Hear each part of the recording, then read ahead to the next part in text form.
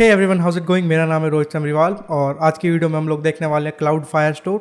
तो लास्ट की दो वीडियोस में हम लोगों ने फायरबेस ऑथेंटिकेशन किया था, ईमेल ऑथेंटिकेशन, फ़ोन ऑथेंटिकेशन, दोनों हमारा हो चुका है। अब जो एक्चुअल हमारा डेटाबेस है, जो क्लाउड फायरस्टोर है, उसको हम देखेंगे आज की वीडियो में। तो इसी के साथ स्टार्ट करते हैं। ओके, तो उससे पहले हम कुछ भी स्टार्ट करें, कुछ भी कोड वगैरह लिखना स्टार्ट करें, उससे पहले मैं थोड़ा सा टूर देना चाहूँगा कि एक्चुअली में फायरस्टोर आखिर ये है क्या और इसे तुम कैसे यूज़ कर सकते हो अपनी ऐप के अंदर।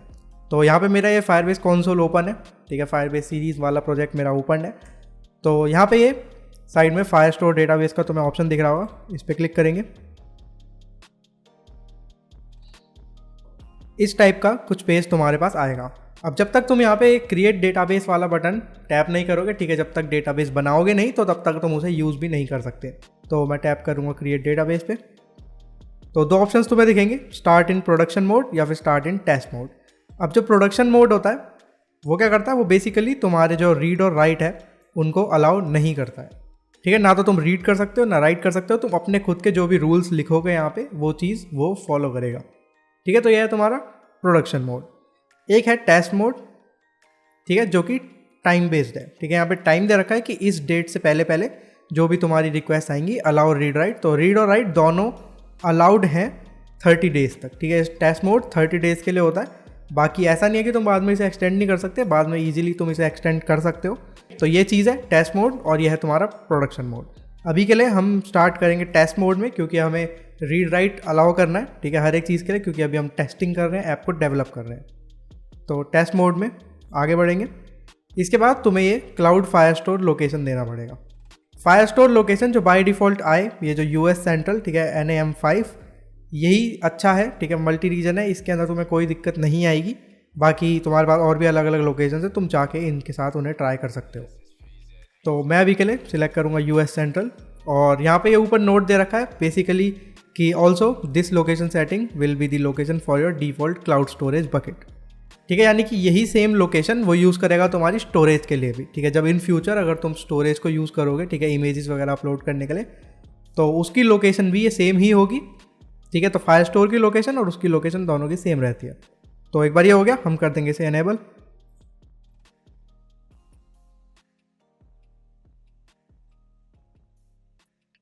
तो एक बार सब कुछ सेटअप होने के बाद तुम्हारे पास इस टाइप की एक स्क्रीन आएगी। तो ये है बेसिकली तुम्हारा डेटाबेस, ठीक है। यहाँ पे लिखा भी है your database is ready to go, just add data. अब ये जो फायरस्टोर है इसके अंदर डेटा वर्क कैसे करता है, ठीक है, यानी कि डेटा जो है स्टोर कैसे होगा। तो एक्चुअली में फायरस्टोर के अंदर होता क्या है वो मैं तुम्हें बताता हूँ। तो फायरस्टोर वर्क करता है डॉक्यूमेंट्स में, ठीक है। अब ये डॉक्यूमेंट क्या होता है, मान लो मेरा एक यूज़र है, ठीक है, फॉर एग्जांपल एक यूज़र है जिसके अंदर कुछ डिटेल्स हैं, जैसे कि उसका नेम हो गया, उसकी एज हो गई, उसकी डेट ऑफ बर्थ हो गई। तो ये एक यूज़र है और एक डॉक्यूमेंट है, ठीक है। एक सिंगल एंटिटी को हम डॉक्यूमेंट बोलेंगे। अब मैं मान लो कलेक्टिवली बहुत सारे यूज़र्स की बात करूँ, ठीक है, 500 यूज़र, 1000 यूज़र, सबके नाम अलग है, सबकी एज अलग है, ठीक है, सबकी डेट ऑफ बर्थ भी अलग है, ठीक है। अब यहाँ पे मैं एक कलेक्शन की बात कर रहा हूँ, तो सिंगल एंटिटी डॉक्यूमेंट है और डॉक्यूमेंट्स के ग्रुप को ही हम कहते हैं कलेक्शन, ठीक है। तो यहाँ पे ये वही सेम चीज़ है। यहाँ पे तुम्हें ऑप्शन दे रखा है स्टार्ट कलेक्शन का, ठीक है। तुम एक कलेक्शन बना सकते हो डॉक्यूमेंट्स का, ठीक है, और डिपेंडिंग ऑन कि उस कलेक्शन के अंदर क्या होगा तुम उसका नाम रखते हो। तो अभी के लिए हम कंसोल से ही डेटा को ऐड करके देखते हैं कि एक्चुअली में हो क्या रहा है। तो मैं यहाँ पे करूँगा स्टार्ट कलेक्शन, ठीक है, कलेक्शन की आईडी। तो कलेक्शन की आईडी बेसिकली कलेक्शन का नेम है, ठीक है, नेम आईडी तुम जो मर्जी से कह सकते हो। तो मैं इस कलेक्शन आईडी लूँगा यूज़र्स, ठीक है, यानी कि मेरे यूज़र्स का कलेक्शन है, इसके अंदर बहुत सारे यूज़र्स होंगे। तो यूज़र्स करके नेक्स्ट करा। अब ये कह रहा है कि एड इट्स फर्स्ट डॉक्यूमेंट, यानी कि कलेक्शन तो उसने बना दिया, कह रहा है कि अपना एक फर्स्ट डॉक्यूमेंट उसके अंदर ऐड कर दो। तो डॉक्यूमेंट मैंने तुम्हें क्या बताया था, डॉक्यूमेंट है एक सिंगल एंटिटी, ठीक है, जो भी एक सिंगल यूज़र है वो। तो इस डॉक्यूमेंट की भी कुछ आईडी होगी, मैं यहाँ पे ऑटो आईडी ले रहा हूँ, ठीक है, जो भी उसने यूनिक आईडी अपने आप बना दी, कोई दिक्कत नहीं है। बाकी फील्ड्स, अब फील्ड्स के अंदर तुम इसका यहाँ पे नाम दोगे, ठीक है, कि फील्ड का नाम क्या होगा, जैसे कि नेम, और टाइप क्या होगा, स्ट्रिंग है, नंबर है, बूलियन है, तुम्हारे पास बहुत सारे यहाँ पे टाइप्स है, तुम आराम से इन्हें देख सकते हो। अभी के लिए मैं स्ट्रिंग बनाऊंगा और फील्ड का नाम लूँगा नेम, ठीक है, और फिर उसकी वैल्यू जो भी तुम रखना चाहो, मैं अपना नाम यहाँ पे लिख देता हूँ, ठीक है। इसके बाद एक और फील्ड ऐड करते हैं, उसे मैं रखता हूँ ईमेल, ठीक है, और फिर उसको भी मैं स्ट्रिंग रख रहा हूँ और यहाँ पे अपने ईमेल की वैल्यू डाल देता हूँ। ये दो चीज़ें मैंने यहाँ पे बस डाल दी। तो डॉक्यूमेंट की आईडी है, उसके अंदर दो फील्ड्स हैं, एक नेम और एक ईमेल। इसे मैं कर दूंगा सेव। तो मेरा यूज़र्स नाम का एक कलेक्शन बन गया। ठीक है, यूज़र्स नाम का एक कलेक्शन बन गया। उस कलेक्शन में एक यूज़र है, उसकी आईडी ये है। ठीक है, जो भी है उसने यूनिक आईडी बनाई थी वो, और उसकी वैल्यू, ठीक है, उसका जो डेटा है वो क्या है, उसके अंदर ईमेल है और एक नेम है। ठीक है, अगर मैं एक और डॉक्यूमेंट यहाँ पे ऐड करूँ तो देखो फिर से ये सेम चीज़ आ जाएगी तुम्हारे पास, ऑटो आईडी और ये नेम। ठीक है, मैं फॉर एग्जांपल यहाँ पे राहुल लिख देता हूँ। ठीक है, यहाँ पे कुछ भी नाम हो सकता है रैंडम, और यहाँ पे ये ईमेल। ठीक है, email@gmail.com। ठीक है, मैंने इसे सेव करा तो दो यूज़र्स आ गए मेरे पास। ठीक है, तो यूज़र्स एक कलेक्शन है और डॉक्यूमेंट एक सिंगल एंटिटी है, और सिंगल एंटिटीज़ को मिक्स करके ही हम कलेक्शन बनाते हैं, यानी कि उनके ग्रुप को हम कलेक्शन बोलते हैं बेसिकली। तो ये तो हो गया तुम्हारे पैनल की बात कि तुम किस तरह से अपने कंसोल से डेटा को ऐड कर सकते हो। ठीक है, अब ये जो डेटा है इसको हमें फैच करना है अपनी ऐप के अंदर। ठीक है, अभी के लिए इसी को हम फैच करेंगे जो हमने मैनुअली ऐड करा है, इसी को वहाँ पे फैच करके देखते हैं। तो ये रही मेरी ऐप। ठीक है, सबसे पहले अगर तुम्हें फायरस्टोर को यूज़ करना है तो तुम्हें थोड़ा सा सेटअप करना पड़ेगा। ठीक है, सबसे पहले तो तुम्हें अपना पैकेज इंस्टॉल करना पड़ेगा फायरस्टोर के लिए। ठीक है, अभी के लिए तुम्हारे पास फायरबेस कोर है, फायरबेस ऑथ है। अब हमें एक और पैकेज चाहिए, कौन सा, क्लाउड फायरस्टोर। ठीक है, तो उसे इंस्टॉल कर लेते हैं। Flutter pub add cloud Firestore, ये हो गया मेरा फायरस्टोर इंस्टॉल, ये आ गया। ठीक है, इसके बाद एक बार तुम्हारा पैकेज यहाँ पे इंस्टॉल हो गया, तुम्हें एक छोटा सा चेंज और करना है। वो है तुम्हारे एंड्रॉयड ऐप build.gradle में तुम्हें ये मिनिमम एसडी वर्जन को चेंज करना है। इस मिन एसडी वर्जन की जगह तुम्हें लिख देना है यहाँ पे 21, क्योंकि ये जो फायरस्टोर है और भी जो सर्विसेज है फायरबेस की, वो मिनिमम 21 एसडी वर्जन मांगती है। ठीक है, फायरबेस ऑथ के लिए तो इसकी ज़रूरत नहीं पड़ी थी, लेकिन फायरस्टोर के लिए तुम्हें इसकी ज़रूरत पड़ेगी। तो यहाँ पे ये मिनिमम एसडी वर्जन को 21 सेट कर देना। ये हो गया तुम्हारा। तो बस तुम्हारी ऐप अब पूरी तरह से सेटअप है फायरस्टोर को यूज़ करने के लिए। अब करते हैं इस ऐप को रन, उसके बाद मैं मिलता हूँ।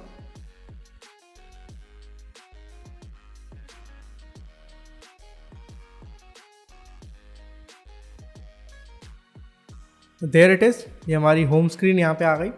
तो अगर मैं यहाँ से लॉग आउट करूँगा तो ये मैं साइन इन विद फ़ोन पे आ जाऊँगा। तो अभी के लिए हम अपने इस मेन फंक्शन को ही अपना प्लेग्राउंड बनाएंगे। ठीक है, अभी के लिए हम यूआई के अंदर नहीं करेंगे कुछ भी। ठीक है, वो हम बाद में करेंगे। अभी के लिए पहले मेन फंक्शन से कुछ कमांड्स रन करके देखते हैं और फायरस्टोर से जो डेटा है उसे उठा के देखते हैं। ठीक है, तो यहाँ पे हम करेंगे।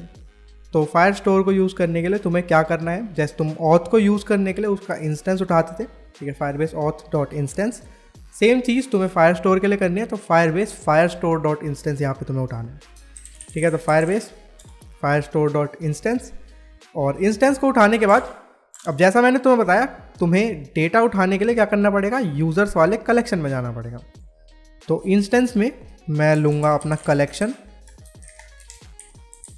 यूज़र्स। ठीक है, यूज़र्स वाले कलेक्शन के अंदर में गया। अब उसके अंदर तुम्हें जो स्पेसिफिक डॉक्यूमेंट उठाना है उसकी तुम्हें आईडी देनी पड़ेगी। लेकिन अगर मान लो मेरे पास कोई स्पेसिफिक आईडी नहीं है, मैं सारे के सारे डॉक्यूमेंट्स चाहता हूँ कि जितने भी यूज़र्स हैं मुझे सारे चाहिए, तो सिंपली क्या करना है, तुम्हें कलेक्शन में कर देना है डॉट गेट। ठीक है, इस डॉट गेट से क्या होगा, ये यूज़र्स वाले कलेक्शन में जाएगा और उसके अंदर जितने भी डॉक्यूमेंट्स होंगे सारे के सारे तुम्हें लाके दे देगा। तो इस गेट से तुम्हें क्या मिलेगा, इस गेट से तुम्हें मिलेगा एक फ्यूचर क्वेरी स्नैपशॉट। ये जो क्वेरी स्नैपशॉट है इसके अंदर डॉक्यूमेंट्स होंगे, ये क्वेरी स्नैपशॉट डॉक्यूमेंट नहीं है। ठीक है, ये चीज़ याद रखना, ये क्वेरी स्नैपशॉट खुद डॉक्यूमेंट नहीं है, इसके अंदर डॉक्यूमेंट्स होंगे।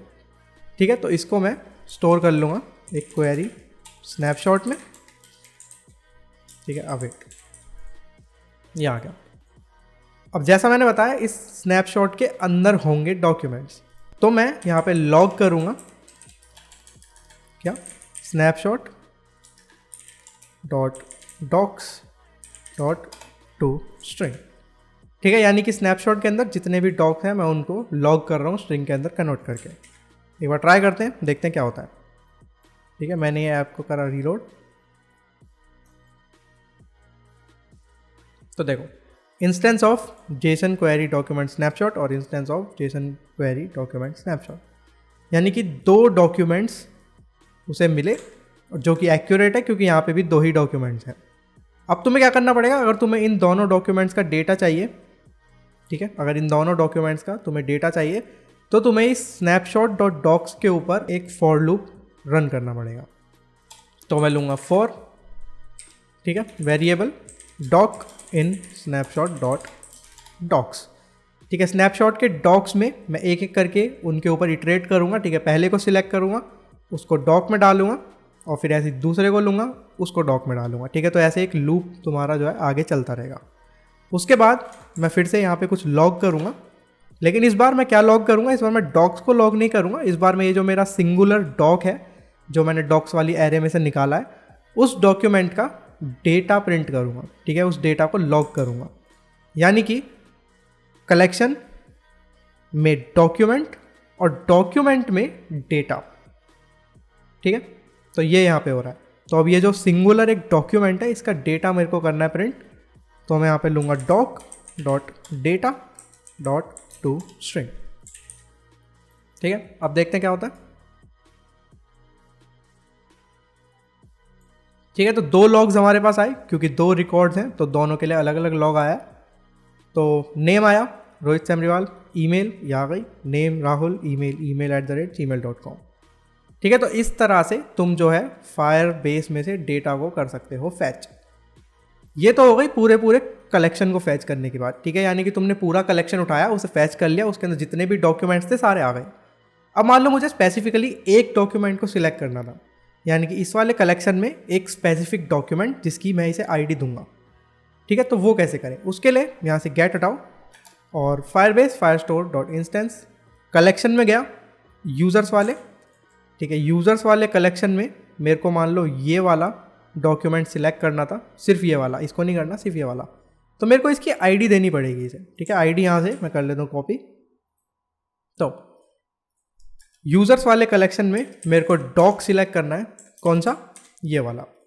ठीक है, उसकी स्पेसिफिक आईडी मैंने यहाँ पे डाल दी। इसके बाद जैसे तुमने पहले लिखा था डॉट गेट, अब सेम ही चीज़ तुम्हें फिर से करनी है डॉट गेट, लेकिन इस बार जो गेट है वो तुम्हें क्वेरी स्नैपशॉट नहीं देगा, वो तुम्हें देगा डॉक्यूमेंट स्नैपशॉट। ऐसा क्यों, क्योंकि पहले हम पूरे कलेक्शन के ऊपर वो रन कर रहे थे, अपनी जो क्वेरी थी, जो गेट था। ठीक है, पूरे कलेक्शन पे रन हो रहा था, तो यानी कि बहुत सारे डॉक्यूमेंट्स वहाँ पे आ रहे थे। लेकिन अब हम उसे स्पेसिफिक एक डॉक्यूमेंट के ऊपर रन कर रहे हैं, तो वो उसी स्पेसिफिक डॉक्यूमेंट का डेटा हमें देगा, वही स्पेसिफिक डॉक्यूमेंट स्नैपशॉट हमें मिलेगा। तो इस गेट से तुम्हें मिल रहा है एक डॉक्यूमेंट स्नैपशॉट, तो डॉक्यूमेंट स्नैपशॉट में उसे मैंने कर लिया स्टोर।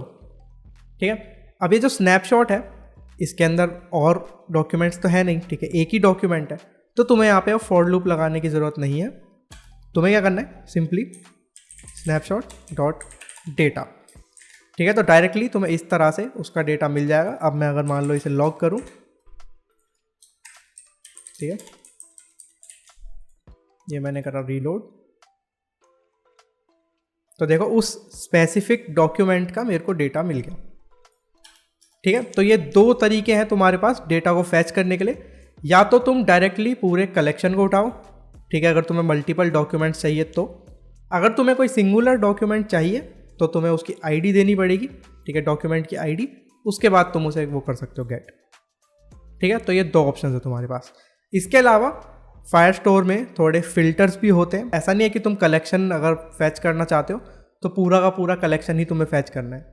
तुम चाहो तो स्पेसिफिकली इसे कुछ फिल्टर्स भी दे सकते हो, लेकिन फिल्टर्स के बारे में हम करेंगे बाद में बात, अभी के लिए नहीं करते हैं।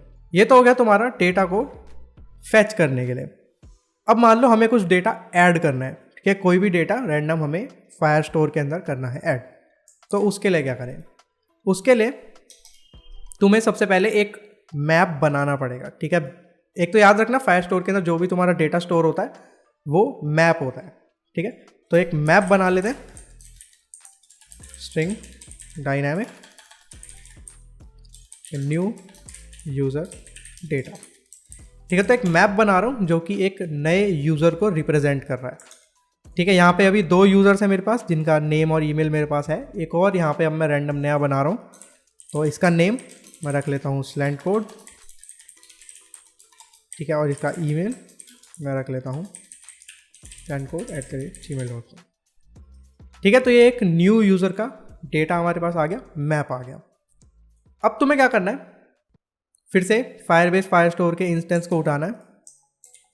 ठीक है, ये इंस्टेंस मैंने उठा लिया। अब यहाँ पे तुम चाहो तो एक सिंपल चीज़ कर सकते हो कि ये जो फायरबेस फायरस्टोर डॉट इंस्टेंस है इसको तुम पहले से एक वेरिएबल में स्टोर करके रख सकते हो। ठीक है, यानी कि फायरबेस फायरस्टोर, ठीक है, अंडरस्कोर फायरस्टोर। तो इससे बेसिकली होगा क्या, अब तुम्हें बार बार ये फायरबेस फायरस्टोर डॉट इंस्टेंस पूरा लिखने की ज़रूरत नहीं है, तुम्हें डायरेक्टली अंडरस्कोर फायरस्टोर लिख के सब कुछ एक्सेस हो जाएगा। ठीक है, जो भी तुम्हें एक्सेस करना है सब कुछ यहाँ से मिल जाएगा। तो ये मतलब एक टिप है, अगर ऐसा करना चाहो तो ऐसे कर सकते हो, बाकी कोई दिक्कत नहीं है, जैसे मर्जी करो। तो फायरस्टोर डॉट मैं जाऊँगा अपने कलेक्शन में। ठीक है, तो यूज़र्स, अब मेरे को इस यूज़र्स वाले कलेक्शन में ये वाला नया मैप जो है, ये वाला नया यूज़र जो है, इसको ऐड करना है, राइट। तो मैं यहाँ पे लिखूँगा कलेक्शन डॉट ऐड और इसे न्यू यूज़र डेटा मैं दे दूँगा। ठीक है, एक बार ये ऐड हो जाता है तो मैं अगली लाइन में यहाँ पे लिख दूँगा लॉग। ठीक है, न्यू यूज़र सेव्ड। अब मैं करता हूँ ऐप को रीलोड। ठीक है, न्यू यूज़र सेव्ड। अब चल के देखते हैं फायरस्टोर में, तो देखो 3 यूज़र्स बन गए और ये वाला जो है अभी हमने लेटेस्ट बनाया है। तो अगर तुमने ध्यान दिया हो तो इसने ऑटोमेटिकली एक आईडी उसे दे दी। ठीक है, एक रैंडम आईडी उसने उसे अपने आप ही दे दी और फिर उसे उसके अंदर जो भी अपना डेटा था उसको सेट कर दिया। तो एक तो तुम्हारे पास ये वे होता है जिससे कि यूनिक आईडी अपने आप बन जाती है। अब एक और वे आता है कि तुम मान लो तुम चाहते हो कि ये जो डॉक्यूमेंट की आईडी है वो तुम खुद सेट करो। ठीक है, तुम नहीं चाहते कि डॉक्यूमेंट की आईडी अपने आप आए, मैं चाहता हूँ कि एक डॉक्यूमेंट ऐसा बने जिसकी आईडी मैं खुद सेट करूँगा। उसके लिए तुम्हें क्या करना है, उसके लिए तुम्हें ऐसे कलेक्शन के अंदर ऐड करने की ज़रूरत नहीं है। उसके लिए तुम्हें क्या करना पड़ेगा, डॉक्यूमेंट खुद बनाना पड़ेगा। ठीक है, यानी कि फायरस्टोर के अंदर इस वाले कलेक्शन के अंदर मैं एक डॉक्यूमेंट बना रहा हूँ। ठीक है, जिसकी आईडी होगी कि योर आईडी है। ठीक है, तो जो भी आईडी तुम देना चाहते हो वो तुम यहाँ पे दोगे कि इस आईडी से मुझे डॉक्यूमेंट बनाना है और फिर इस डॉक्यूमेंट के अंदर डेटा को तुम्हें सेट करना पड़ेगा। ठीक है, पहले हम क्या कर रहे थे, कलेक्शन के अंदर ऐड कर रहे थे, अब हमें डॉक्यूमेंट के अंदर हम मैनुअली डेटा को सेट करेंगे। ठीक है, तो डॉक डॉट सेट। ठीक है, सेट में क्या कर रहा हूँ, मैं सेट कर रहा हूँ इस चीज़ को, यानी कि जो हमारा न्यू यूज़र डेटा है वो। तो सेट के अंदर मैं न्यू यूज़र डेटा इसे यहाँ पे दे दूँगा। तो अब ये फायरस्टोर क्या करेगा हमारे लिए, ये यूज़र्स वाले कलेक्शन में जाएगा। अगर ये नहीं एग्जिस्ट करता होगा, मान लो ये कलेक्शन जो है यूज़र्स वाला अगर ये नहीं एग्जिस्ट करता होगा तो ये इसे बना देगा। ठीक है, उसके बाद अगले स्टेप पे बढ़ेगा, डॉक्यूमेंट पे आएगा। तो अगर ये वाला डॉक्यूमेंट एग्जिस्ट करता होगा तो वो डायरेक्टली डेटा को कर देगा सेट। अगर वो एग्जिस्ट नहीं करता होगा तो वो उसे बनाएगा, फिर अगले स्टेप पे आएगा, फिर करेगा सेट और जो भी हमने उसे मैप दिया है उस डेटा को वो उस डॉक्यूमेंट के अंदर करवा देगा सेव। रीलोड करते हैं, ये हो गया। तो ये आ गया। ठीक है, योर आईडी हेयर नाम से उसने एक डॉक्यूमेंट बना दिया और उसके अंदर जो भी तुम्हारा डेटा है वो सब आ गया। ठीक है, तो फैच करना और सेव करना दोनों हम चीज़ें देख चुके हैं। इसके बाद अगली चीज़ आती है अपडेट करना। ठीक है, मान लो मैं एक स्पेसिफिक डॉक्यूमेंट को अपडेट करना चाहता हूँ। ठीक है, मान लो यही वाला मैं डॉक्यूमेंट अगर ले रहा हूँ यहाँ पे, तो इसको मेरे को अगर अपडेट करना है तो वो कैसे होगा। सिंपल है, तुम्हें बस यहाँ सेट की जगह अपडेट लिख देना है और इसको फिर से एक मैप दे देना है यहाँ पे, जिसके अंदर तुम्हें उस फील्ड को मेंशन करना है जो तुम अपडेट करना चाहते हो। ठीक है, सारी फील्ड्स देने की ज़रूरत नहीं है, जो तुम स्पेसिफिकली अपडेट करना चाहते हो वही यहाँ पे देना। ठीक है, मान लो मैं सिर्फ ईमेल को अपडेट करना चाहता हूँ। ठीक है, तो मैं यहाँ पे सिर्फ ईमेल दूंगा स्लैंट कोड। ठीक है, स्ट्रिंग में स्लैंट कोड 2@gmail.com। ठीक है, तो पहले वाली आईडी ये है, लेकिन अब जो मैं अपडेट कर रहा हूँ वो ये है। ठीक है, तो ये अब क्या करेगा, फायरस्टोर का इंस्टेंस उठाएगा, यूज़र्स वाले कलेक्शन में जाएगा और फिर डॉक्यूमेंट को सिलेक्ट करेगा, ये योर आईडी हेयर। अगर ये एग्जिस्ट नहीं करता होगा तो ऑफकोर्स कुछ भी अपडेट नहीं होने वाला, लेकिन अगर ये एग्जिस्ट करता होगा, जो कि है पक्का, हमें पता है कि एग्जिस्ट करता है वो, ठीक है, योर आईडी है यहाँ पे, तो वो उसके अंदर जाएगा और फिर अपडेट कर देगा ईमेल को। तो वो सबसे पहले ईमेल को ढूंढेगा कि अच्छा ये है ईमेल, और फिर इस वाली ईमेल को इस वाली से कर देगा रिप्लेस। ठीक है, ट्राई करके देखते हैं। यहाँ पे लॉग में लिख देते हैं यूज़र अपडेटेड और अब करते हैं ऐप को रीलोड। ठीक है, यूज़र अपडेटेड। अब देखते हैं, तो देखो यहाँ पे मेरी ईमेल जो है अपडेट हो गई, slantcode2@gmail.com हो गई। ठीक है, तो अपडेट करने के लिए तुम्हें स्पेसिफिक डॉक्यूमेंट की आईडी उसे बतानी पड़ेगी कि मेरे को इस वाले डॉक्यूमेंट की आईडी को डिलीट करना है। ओके, तो ये चीज़ हो गई। तो ये तो होगा तुम्हारा अपडेट करने के लिए। अब लास्ट चीज़ बचती है, वो है तुम्हारा डिलीट करना। ठीक है, तो इसको मैं कर देता हूँ अभी के लिए कमेंट। तो आगे बढ़ते हैं। तो फिर से await_firestore.collection, ठीक है, यूज़र्स वाले कलेक्शन में मैं फिर से जा रहा हूँ। अब इस यूज़र्स वाले कलेक्शन के अंदर से मेरे को क्या करना है, एक स्पेसिफिक डॉक्यूमेंट को सिलेक्ट करना है। तो डॉक मैंने कर लिया सिलेक्ट। अब इस डॉक की मेरे को आईडी देनी पड़ेगी कि मैं कौन से डॉक्यूमेंट को करना चाहता हूँ सिलेक्ट। तो मैं अपने योर आईडी हेयर वाले को करना चाहता हूँ सिलेक्ट, और इस डॉक्यूमेंट को मैं करना चाहता हूँ डिलीट, तो बस डॉट डिलीट। ठीक है, इससे क्या होगा, तुम्हारा ये जो डॉक्यूमेंट है डिलीट हो जाएगा। यहाँ पे भी लॉक कर देते हैं यूज़र डिलीटेड। ठीक है, रीलोड करा, यूज़र डिलीटेड। तो अगर अब तुम यहाँ पे देखोगे तो वो वाला जो योर आईडी हेयर वाला डॉक्यूमेंट था वो यहाँ से जा चुका है। तो जिस भी डॉक्यूमेंट की तुम आईडी वहाँ पे दोगे वो तुम कर सकते हो डिलीट। मान लो मैं ये पीडी वाली आईडी यहाँ पे दूँ, ठीक है, यहाँ पे मैंने करी पेस्ट। फिर से करते हैं रीलोड, यूज़र डिलीटेड। देखते हैं, तो देखो अब 2 ही डॉक्यूमेंट्स बचे, जो तीसरा था वो भी हट चुका। अगर मैं इसकी आईडी दूँ, ये दी, फिर से करा रीलोड, और ये तुम्हारा वो वाला डॉक्यूमेंट भी यहाँ से हट गया, एक डॉक्यूमेंट बच गया। तो ये हो गया। तो हमने फैच करना देख लिया कि किस तरह से तुम डॉक्यूमेंट्स को फैच कर सकते हो। दोनों, अगर तुम कलेक्शन से फैच करते हो तो तुम्हें मल्टीपल डॉक्यूमेंट्स मिलेंगे और उसके अंदर तुम्हें फॉर लूप लगा के एक एक डॉक्यूमेंट को उठाना पड़ेगा। अगर तुम डायरेक्टली किसी डॉक्यूमेंट को ही एक्सेस करते हो तो तुम्हें फॉर लूप लगाने की ज़रूरत नहीं है, तुम्हें डायरेक्टली उस डॉक्यूमेंट का स्नैपशॉट मिलेगा और तुम उस डॉक्यूमेंट स्नैपशॉट में से उसका डेटा उठा सकते हो। ये तो हो गया फैच करने का। इसके बाद हमने देखा सेव करने के लिए। तो सेव करने के लिए तुम्हारे पास 2 ऑप्शन है, या तो तुम कलेक्शन को सिलेक्ट करके सीधा ऐड करो। अगर तुम कलेक्शन के अंदर डायरेक्टली एक मैप ऐड करते हो तो वो डॉक्यूमेंट की आईडी अपने आप बना लेगा। अगर तुम चाहते हो कि वो डॉक्यूमेंट की आईडी अपने आप ना बनाए और तुम अपनी खुद की कोई आईडी देना चाहते हो उस डॉक्यूमेंट की, तो वो देने के लिए तुम्हें इस तरह से उसे करना पड़ेगा। ठीक है, .doc खुद तुम्हें मेंशन करना पड़ेगा। और अगर तुम रैंडम आईडी से बनाते हो, यानी कि जो पुराना वाला मेथड था, यानी कि कलेक्शन में सीधा ऐड करने वाला, तो तुम्हें डायरेक्टली उसे मैप देना है और ऐड करना है। ठीक है, तो कलेक्शन यूजर्स डॉट ऐड। लेकिन अगर तुम खुद की आईडी दे रहे हो तो कलेक्शन यूजर्स डॉट डॉक, फिर तुम्हारी जो आईडी है वो, उसके बाद तुम्हें ऐड नहीं करना, फिर तुम्हें उस डॉक्यूमेंट में डेटा को सेट करना पड़ता है। ठीक है, तो सेट याद रखना, सेट। तो ये तो हो गया तुम्हारा डेटा सेव कराने के लिए। उसके बाद अपडेट कराने के लिए तुम्हारे पास एक ही फंक्शन है, वो है अपडेट। और इसके लिए तुम्हें डॉक्यूमेंट को स्पेसिफिकली सिलेक्ट करना पड़ेगा उसकी आईडी से।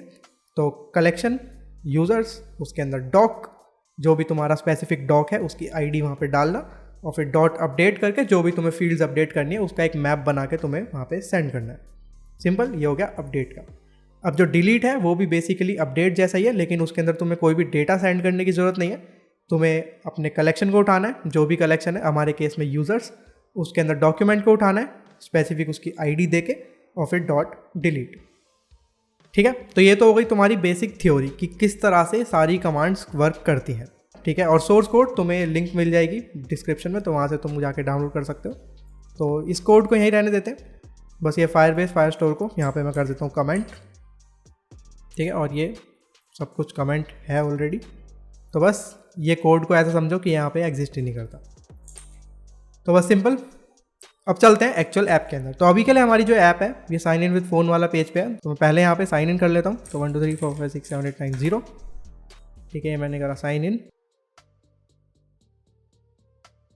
ये आ गई मेरी होम स्क्रीन। अब इस होम स्क्रीन पे सबसे पहले तो एक दो टेक्स्ट फील्ड्स लगाते हैं, ठीक है। वो टेक्स्ट फील्ड्स के अंदर मैं डेटा को फिल करूँगा और फिर एक बटन के प्रेस पे मैं उस डेटा को जो है सेव करवाऊँगा वहाँ पे।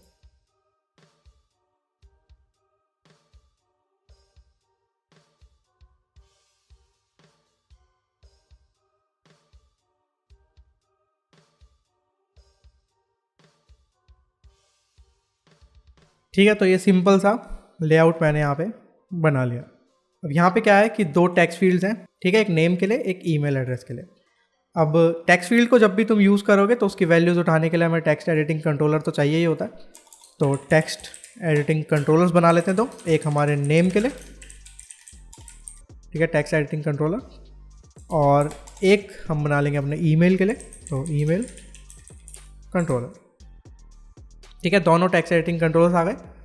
अब दोनों को ही असाइन कर दो यहाँ पे, तो कंट्रोलर नेम कंट्रोलर और यहाँ पे हमारा ईमेल कंट्रोलर, दोनों आ गए। इसके अलावा हमें एक फंक्शन बनाना है जो कि इन दोनों की वैल्यूज़ को उठाएगा और फिर डेटाबेस के अंदर सेव कराएगा, ठीक है। तो वॉइड सेव डेटा, ठीक है, या फिर तुम नाम सेव यूज़र भी रख सकते हो क्योंकि एक तरह से यूज़र है बेसिकली, तो सेव यूज़र रख लेते हैं अभी के लिए।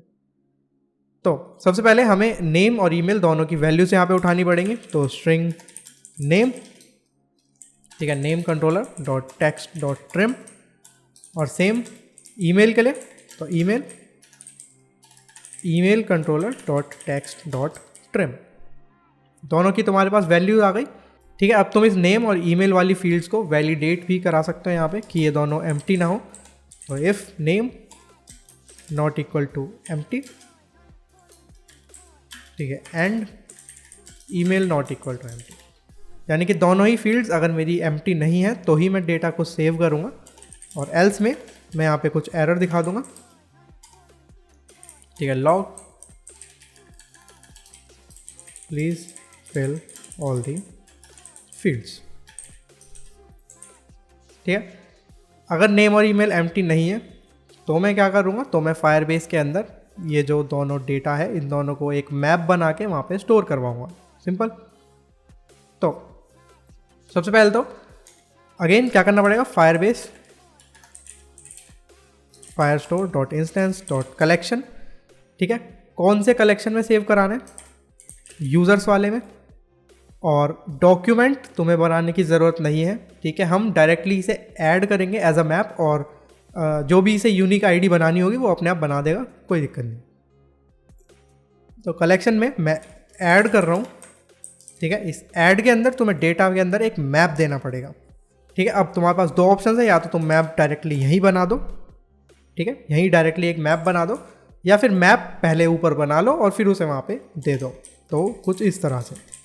तो एक मैप बनाया, ठीक है, यूज़र डेटा, और इसके अंदर जो भी तुम्हारी फील्ड्स हैं उनका नाम देके उनकी वैल्यूज़ दे दो, ठीक है। एक तो नेम के अंदर मेरा जो ऊपर मैंने नेम फैच किया है वो आ जाएगा, और मेरी ईमेल वाली फील्ड के अंदर जो मैंने ऊपर से ईमेल फैच करा है वो आ जाएगा, ठीक है। तो ये यूज़र डेटा एक मैप बन गया। अब बस इसे मैं यहाँ पे कर दूंगा ऐड, और फिर लॉग कर दूंगा यूज़र क्रिएटेड, ठीक है। इसे करता हूँ एक बार रीलोड, ठीक है। अब एक बार इसे ट्राई करके देखते हैं। तो मैं यहाँ पे डीबग कंसोल ओपन कर लेता हूँ,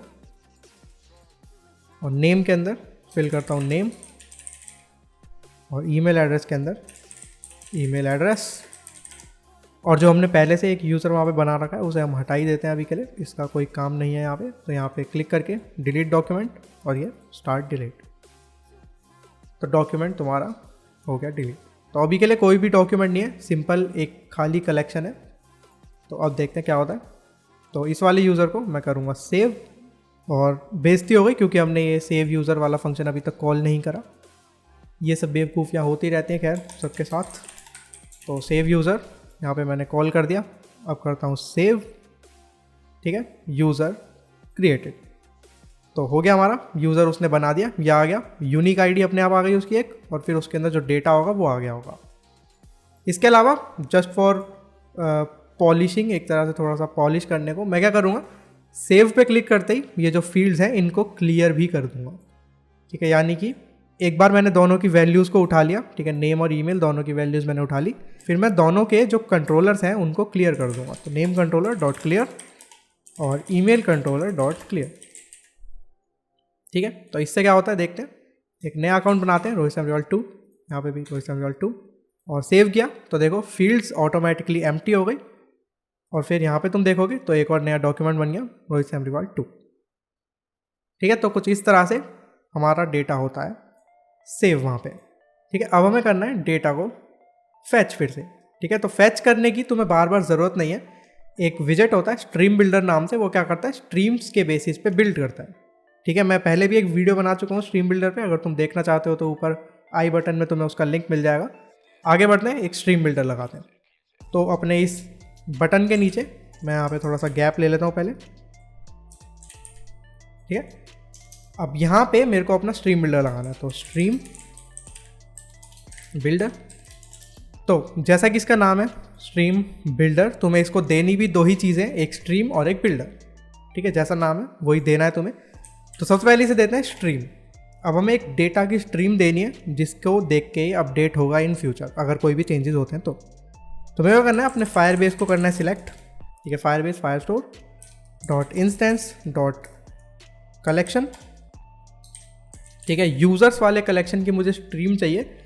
अब जब हम कर रहे थे गेट, ठीक है, पहले हम क्या कर रहे थे, डॉट गेट। तो गेट से क्या होता है, तुम्हें डेटा डायरेक्टली मिल जाता है, ये एक तरह का फ्यूचर होता है। ठीक है, ना कि कोई स्ट्रीम। तो स्ट्रीम क्या होती है, स्ट्रीम होती है तुम्हारी स्नैपशॉट्स। ठीक है, तो किसी भी कलेक्शन पे तुम अगर डॉट स्नैपशॉट्स लिखोगे तो यानी कि वो रियल टाइम तुम्हें उसका डेटा अपडेट करके दिखाता रहेगा। जब भी कलेक्शन में कोई नया डॉक्यूमेंट ऐड होगा, ये स्ट्रीम बिल्डर ऑटोमेटिकली अपडेट हो जाएगा। ठीक है, इसके अंदर चलते हैं बिल्डर में, कॉन्टेक्स्ट, और इसके अंदर तुम्हें मिल जाएगा स्नैपशॉट। अब ये स्नैपशॉट क्या है, ये स्नैपशॉट है बेसिकली जो तुम्हें इस डॉट स्नैपशॉट से मिलेगा। जब हम किसी कलेक्शन पे डॉट गेट को रन कर रहे थे तो हमें मिलता था क्वेरी स्नैपशॉट, राइट। तो स्नैपशॉट से भी तुम्हें सेम ही चीज़ मिलती है, बस इतना फ़र्क है कि ये रियल टाइम होता है। अगर रियल टाइम कोई चेंजेस होता है तो तुम्हें पता लग जाता है। तो ये भी तुम्हें क्वेरी स्नैपशॉट ही देता है। तो इस स्ट्रीम बिल्डर का क्या टाइप हुआ, स्ट्रीम बिल्डर का टाइप हुआ क्वेरी स्नैपशॉट, राइट। तो ये चीज़ हो गई।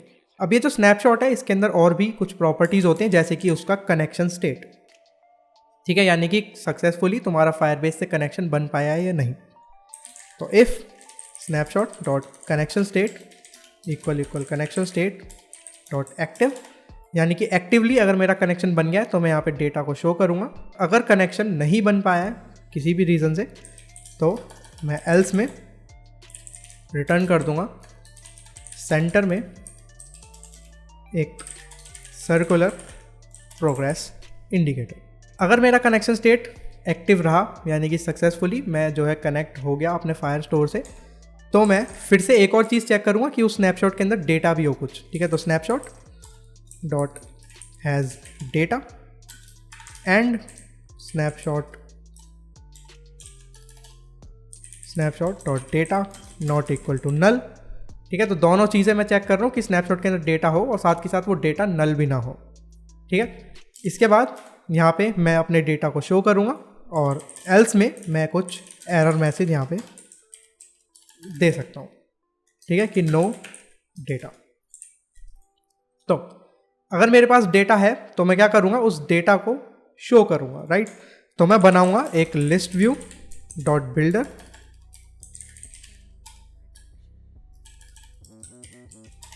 ठीक है, आइटम काउंट इसे हमें देना पड़ेगा। तो आइटम काउंट क्या होगा, मेरा आइटम काउंट उतना ही होगा जितना मेरे स्नैपशॉट के अंदर डॉक्यूमेंट्स होंगे, राइट। तो जितने भी स्नैपशॉट डॉट डेटा में डॉक्यूमेंट्स होंगे उतनी ही इसकी लेंथ होगी। ठीक है, यहाँ पे नल चेक लगाना पड़ेगा क्योंकि डेटा जो है नल भी हो सकता है। बाकी हमने इसलिए यहाँ पे इफ़ के अंदर इसे चेक करा था कि वो नल ना हो, ताकि आगे जाके ये नल चेक में एरर ना आए। ठीक है, तो आइटम काउंट हमें यहाँ से मिल जाएगा। इसके बाद आइटम बिल्डर जो है कॉन्टेक्स्ट इंडेक्स, ये आ गया। अब क्या करो, ये जो तुम्हारा डॉक्यूमेंट है एक स्पेसिफिक, उसको तुम्हें सिलेक्ट करना पड़ेगा, राइट। यानी कि snapshot.data.docs फिर इंडेक्स, कि उस डॉक्स वाली एरे में से अब मुझे करंट इंडेक्स सिलेक्ट करना है।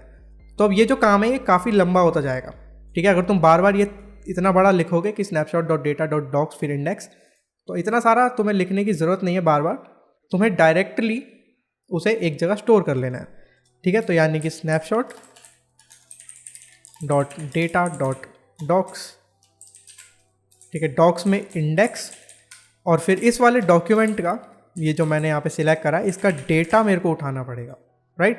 तो इतना बड़ा बार बार लिखना तो पॉसिबल है नहीं, तो इसलिए इसको मैं डायरेक्टली एक मैप के अंदर स्टोर करके रख लूँगा, ठीक है। तो map string dynamic user map, ये तुम्हारे पास आ गया। अब ये जो snapshot.data है तुम्हारा, ये एक्चुअल जो डेटा है ये होता है ऑब्जेक्ट, लेकिन हम इसे स्टोर कर रहे हैं एक मैप के अंदर। तो तुम्हें बेसिकली बस क्या करना है, इस ऑब्जेक्ट को मैप के अंदर कन्वर्ट करके इसके अंदर डाल देना है। तो इस डेटा के आगे लिख दो एज मैप स्ट्रिंग डायनेमिक। अब तुम्हारे पास ये यूज़र मैप एक बार आ गया। अब तुम जो भी विजेट यहाँ पे दिखाना चाहते हो दिखा सकते हो, और डिटेल्स तो तुम्हारे पास आई गई हैं। तो रिटर्न मैं करूँगा एक लिस्ट टाइल, ठीक है। इसके टाइटल में मैं यूज़र का नेम दिखाऊंगा, तो टेक्स्ट यूज़र मैप में जाके उसका नेम, और जो मेरा सब टाइटल है उसमें मैं उसकी ईमेल आईडी दिखाऊंगा। तो यूज़र मैप के अंदर जो ईमेल है वो दिखाऊंगा, ठीक है। अभी के लिए एरर आ गई, क्यों? क्योंकि इस लिस्ट व्यू डॉट बिल्डर को एक साइज़ चाहिए। अगर तुम ऊपर देखोगे तो मैंने इसे एक कॉलम के अंदर लगा रखा है, ठीक है। यहाँ पे ऊपर कॉलम है और उसके अंदर मैंने इसे लगा रखा है। तो कॉलम के अंदर एक्सपेंडेड वर्क करता है, तो इसको मैं एक्सपेंडेड के अंदर रैप कर दूंगा,